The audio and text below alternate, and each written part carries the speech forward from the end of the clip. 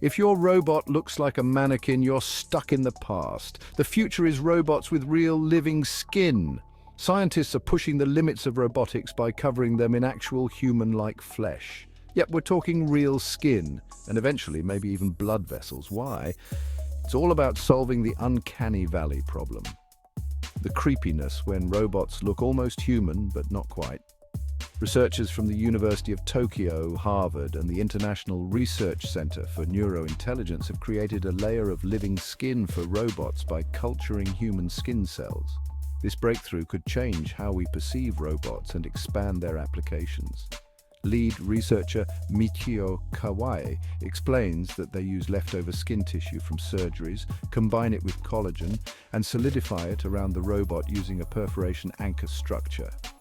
The goal: robots that can self-repair and look more human. Challenges remain, like creating artificial blood vessels to keep the skin alive longer. So, are you ready for a world where robots look and feel human? Stay tuned, because this is just the beginning.